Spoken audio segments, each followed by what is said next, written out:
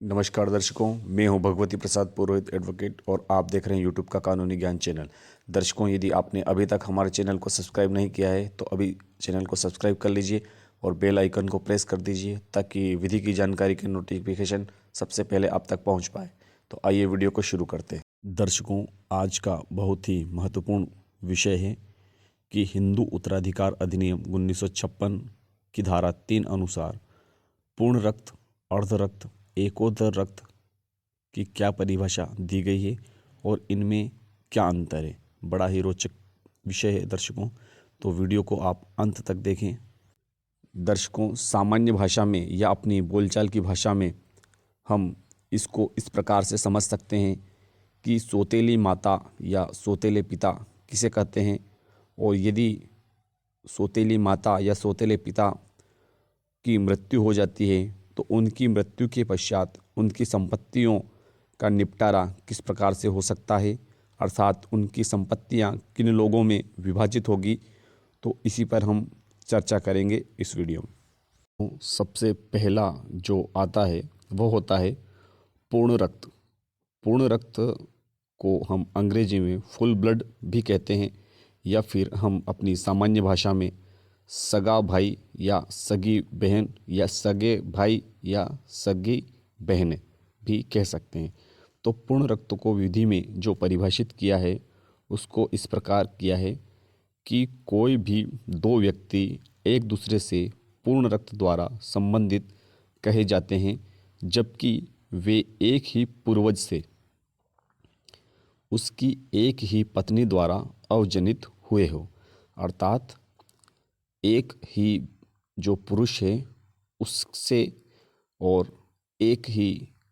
पत्नी अर्थात उस पुरुष की जो पत्नी है उसके द्वारा उत्पन्न संतान जो कहलाती है वह पूर्ण रक्त कहलाती है। अर्थात हम इसको इस प्रकार भी समझ सकते हैं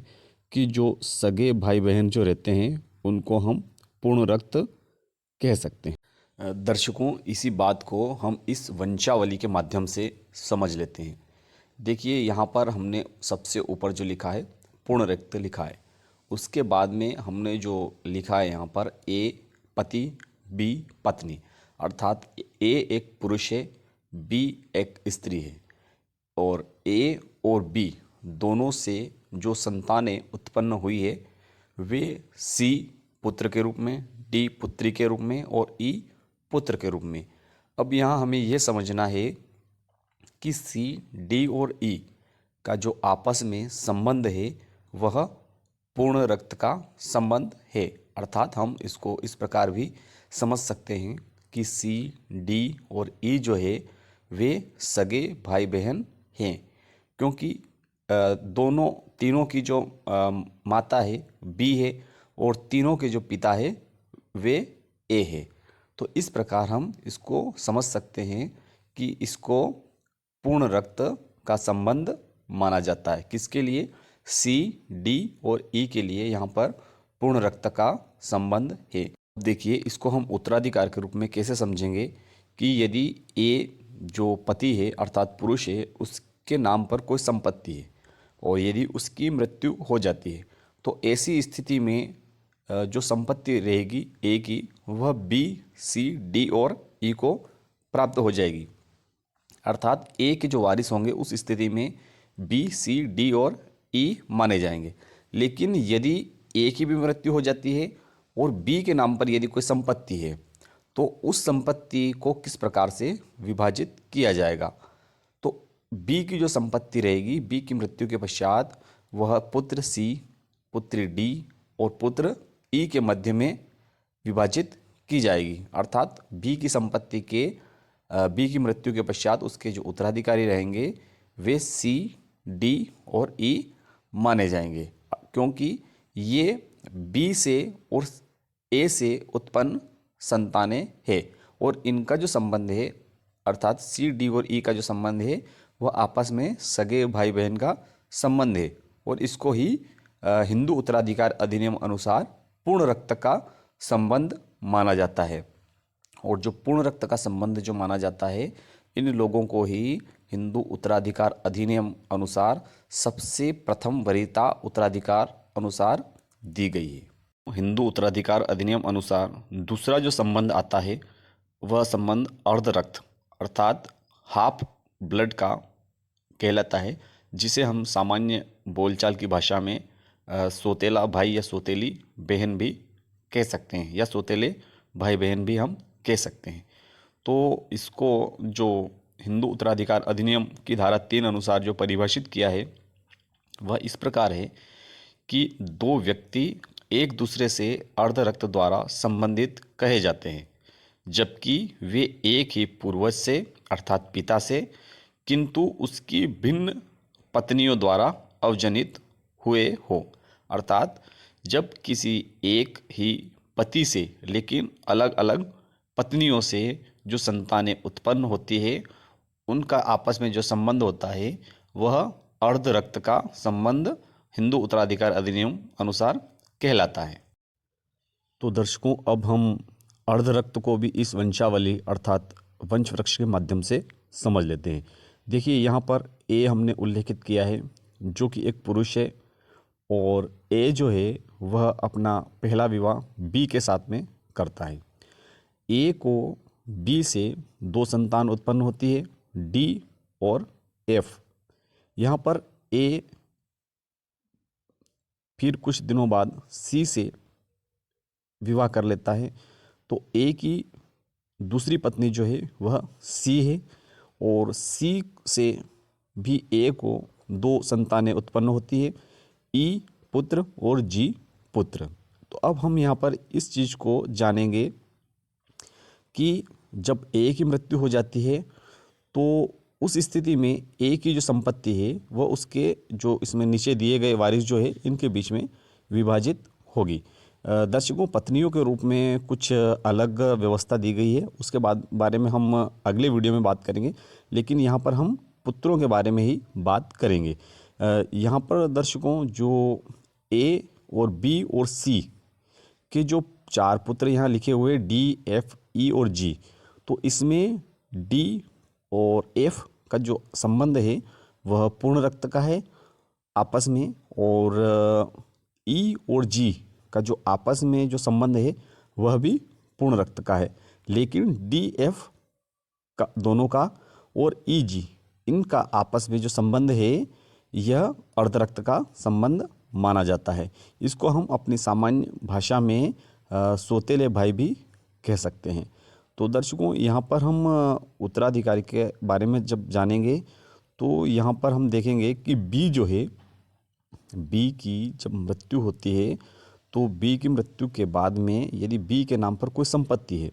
तो वह संपत्ति डी और एफ को सबसे पहले प्राप्त करने का अधिकार है, क्योंकि ये बी के जो है पूर्ण रक्त पुत्र है, जो संबंध आपस में है इनका वो। और जब यदि सी के नाम पर कोई प्रॉपर्टी है अर्थात संपत्ति है और सी की यदि मृत्यु हो जाती है तो सी की जो संपत्ति है उसको सबसे पहले प्राप्त करने का अधिकार ई और जी को रहता है। अब विवाद कब उत्पन्न होता है दर्शकों, कि जब पत्नी बी है और बी की मृत्यु हो जाती है और उसके नाम पर कोई संपत्ति है, तो उसको प्राप्त करने के लिए डी और एफ कोई दावा लगाते हैं, लेकिन ई और जी जो है वो ये कहते हैं कि बी जो है वह भी हमारी माता है, क्योंकि ई और जी के पिता जो है ए है और ए की पत्नी ही बी है। तो ई और जी जो है यह कहते हैं कि बी जो है वह भी हमारी माता है और उनके नाम पर यदि कोई संपत्ति है तो उसमें हमारा भी हित है, हमारा भी उसमें उत्तराधिकार नाते हमारा भी अधिकार है, तो हम भी उसको प्राप्त करना चाहते हैं। लेकिन दर्शकों, हिंदू उत्तराधिकार अधिनियम अनुसार ई और जी जो है उनका संबंध डी और एफ से जो संबंध है वह अर्ध रक्त का है, और ऐसी स्थिति में सबसे पहला जो अधिकार है वह पूर्ण रक्त का रहता है। और यहाँ जैसे कि हमने पहले भी बात करी कि बी की जो संतान है डी और एफ, तो ये क्या है कि ए पति है और ए से बी पत्नी, तो ए और बी जो है और उनके बाद में डी और एफ है, तो डी और एफ जो है यह एक ही पुरुष और एक ही स्त्री से जनित संतानें हैं, तो इनका जो आपस में जो रिश्ता है डी और एफ का यह पूर्ण रक्त का है। तो तो ऐसी स्थिति में जो अर्धरक्त संबंध वाले जो ई और जी है उनको ये संपत्ति बी की संपत्ति प्राप्त नहीं होगी। और ऐसी ही स्थिति में यदि सी की भी मृत्यु हो जाती है और सी के नाम पर भी कोई प्रॉपर्टी है तो वह प्रॉपर्टी ई और जी को प्राप्त होगी, न कि डी और एफ को प्राप्त होगी। यहाँ पर डी और एफ की माता सी भी है, लेकिन वह माता जो है वह सौतेली माता है। तो ऐसी स्थिति में सौतेली माँ के नाम की संपत्ति सौतेले पुत्र को प्राप्त नहीं होगी। जो वास्तविक पुत्र है उस पुत्र या पुत्री को पहले प्राप्त होगी। तो इस प्रकार हम अर्धरक्त को समझ सकते हैं। अब दर्शकों हम समझ लेते हैं कि एकोदर रक्त अर्थात मोनोक्रोमेटिक ब्लड किसे कहा जाता है। तो दर्शकों हम इसको बिल्कुल जो अर्धरक्त है उसका यह विपरीत कहलाता है कि अर्धरक्त का जो संबंध होता है उसका एकदम विपरीत जो है वह संबंध एकोदर रक्त का कहलाता है। तो विधि में इसको इस प्रकार से परिभाषित किया गया है। दो व्यक्ति एक दूसरे से एकोदर रक्त द्वारा संबंधित कहे जाते हैं, जबकि वे एक ही पूर्वजा अर्थात माता से किंतु उसके भिन्न भिन्न पतियों से अवजनित हुए हो। अर्थात हम इसको इस प्रकार समझ सकते हैं कि जो व्यक्ति आपस में उनके संबंध है उन दोनों की माता तो एक ही है लेकिन पिता अलग अलग है। अब दर्शकों हम इस वंशावली अर्थात वंश वृक्ष के माध्यम से इस एकोदर रक्त संबंध को भी समझ लेते हैं। दर्शकों जैसे कि पहले मैंने बताया कि एकोदर रक्त और अर्ध रक्त का जो संबंध होता है दोनों एक दूसरे के बिल्कुल विपरीत होता है। तो उसको भी मैं इस वंशावली के माध्यम से बताऊंगा कि यहाँ पर देखिए जैसे ए हमने ऊपर उल्लेखित किया है जो कि एक स्त्री है, ये विवाह करती है बी से, पहला विवाह करती है बी से और बी से इस ए को जो संतानें उत्पन्न होती है वह होती है डी और एफ, दो पुत्र होते हैं। अब यहाँ पर डी और एफ का जो आपस में जो संबंध है वह जो संबंध कहलाएगा वह पूर्ण रक्त का कहलाएगा। लेकिन जब ए जो है वह एक और विवाह सी से कर लेती है, अर्थात ए जो पत्नी है वह एक और विवाह सी पुरुष जो है वह उसका पति हो जाता है, उससे वह विवाह कर लेती है और सी से ए को जो संतानें उत्पन्न होती है वह ई पुत्र और जी पुत्र होती है।